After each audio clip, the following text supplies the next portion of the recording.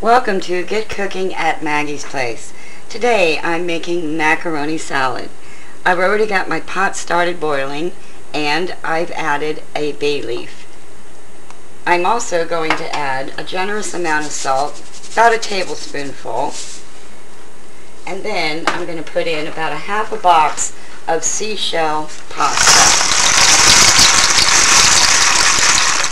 If you want to make more, you can go ahead and add the whole box.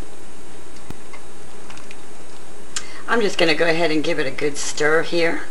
I'm going to put the cover back on and bring it back up to the boil.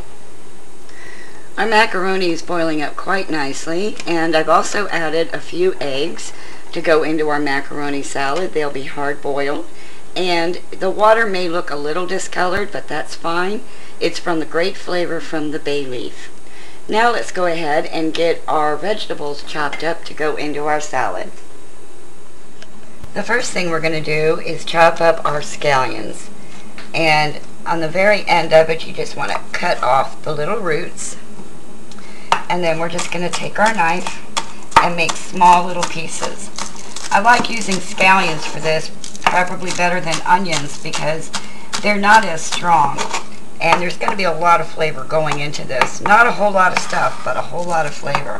And also go ahead and cut off the end pieces too. Cut up the whole scallion.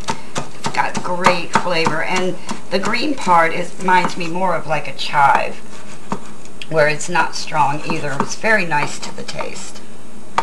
So we're just going to set that aside on the cutting board. And then we're going to go ahead and chop up about 4 olives and the pimentos that come in the, again, this is just a salad olive, and they are a bit salty, so we're going to watch how much salt we put in when we mix up our macaroni salad, because the mayonnaise is going to have salt and these are also salty. You don't want to have it over salted. It's as simple as that. And then we're going to add some nice crisp, clean flavor with our celery. And we're just going to go ahead and put that into small pieces as well. Just go straight down, watch your fingers. And I'm cutting up about 2 small stalks of celery. Give it that really nice crunch. And we'll go ahead and do that one more time. Put our knife through it. We're also going to add the tops of the celery leaves. They also have great flavor. It's like cutting up an herb. It's just something extra and delicious. Easy as that. And the last thing we're going to chop up is some nice fresh parsley. I prefer the curly parsley. If you want the flat leaf parsley, that's certainly your choice, but I just like to give it a nice run through with the knife, and there you have it. So now we have all of our ingredients here as far as the veggies go, with our scallions, our olives, our celery tops, and our parsley. Our macaroni is done, and I've put it in through the colander, and we're going to go ahead and we're going to remove the bay leaf. Nobody likes to eat that.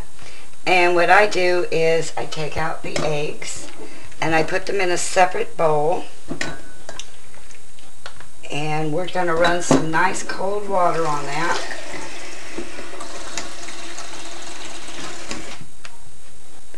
And we're going to go ahead and let those cool off. And now we'll start assembling our macaroni salad. So we're going to go ahead and add back in our onion, our celery, our parsley, and olives.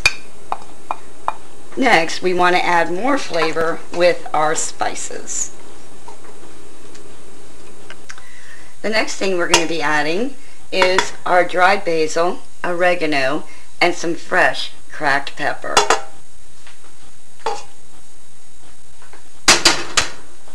We're going to go ahead and give that a stir. Try to be gentle. You don't want to break up your pasta.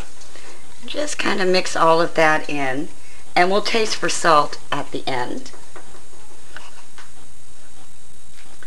I've chopped up our eggs, the 3 eggs. They cooled down. They were easy to peel. because we cooked them in the same pot with the starchy water from the pasta.